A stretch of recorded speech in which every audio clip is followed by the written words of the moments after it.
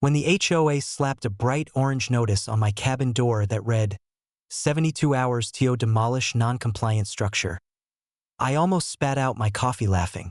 The thing about this cabin is, it's been standing here longer than the entire subdivision down the road, even longer than the HOA itself. Built by my grandfather in the late 1960s, it's solid timber and stone, weathered by time but sturdy as a mountain. So when I saw that ridiculous notice signed by none other than Karen, the same HOA president who had been harassing me for months, I knew it wasn't about compliance.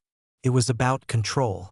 She'd been trying to find a way to push me off this land for over a year, ever since I refused to sell her husband a portion of my back pasture for their Lakeview project. I crumpled up the paper and tossed it into the fire pit. That night, I sat on my porch under the stars, sipping whiskey and thinking about how best to respond. Karen had been using the HOA to bully half the town, but this time, she picked the wrong man. I didn't need to demolish my cabin. I needed to demolish her leverage. The next morning, I drove down to the county records office with a thick folder of my own. You see, I'm not just a rancher. Before I moved out here, I spent 2 decades in real estate law. I knew exactly how property lines, zoning codes, and leases worked. I pulled every record connected to the HOA's authority and smiled when I found the golden loophole. They were leasing a strip of land for their community center and parking lot. Land that technically belonged to me.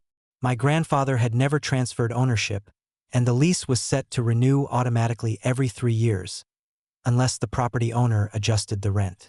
And guess what? I was the property owner. So, that afternoon, I drew up an amendment tripling their lease rate and hand-delivered it to Karen's office. She nearly choked when she read it.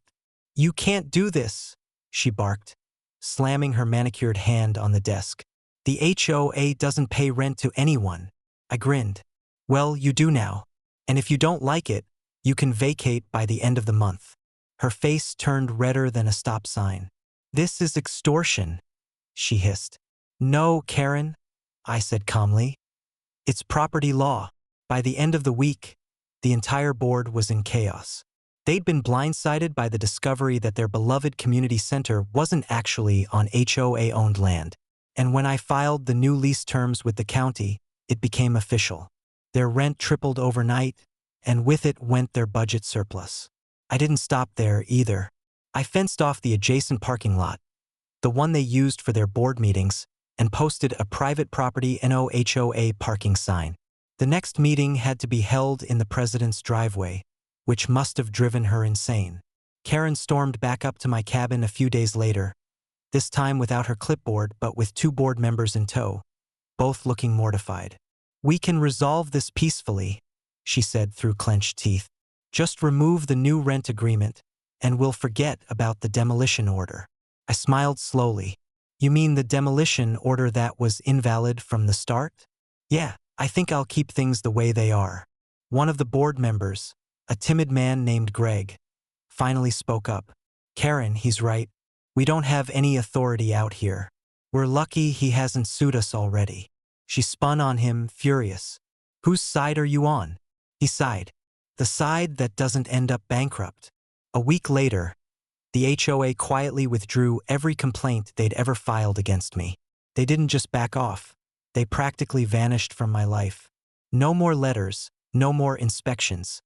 No more Karen showing up with her self-righteous clipboard.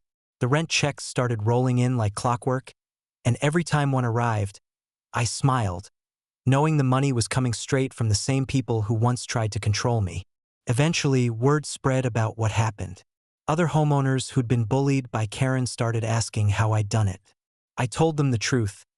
You don't fight a bully with anger. You fight them with paperwork. By the end of the year, Karen had resigned in disgrace. Her reputation shredded after the board learned she'd nearly bankrupted them trying to pick a fight with me. Now, when I sit on the porch at sunset, the old cabin glowing in the fading light, I can't help but feel proud. The same cabin she tried to tear down still stands stronger than ever, solid, defiant, a testament to family and stubbornness. Sometimes I even get a little laugh out of it when I drive past the old HOA office, now a rental property I own, too, after they defaulted on their new rent terms. I put up a new sign out front that reads, "Private office, by permission only." It's poetic, really. Karen once gave me 72 hours to destroy my home. Instead, I gave her 30 days to move out of hers. Turns out the best revenge isn't loud. It's legal, quiet, and signed in ink.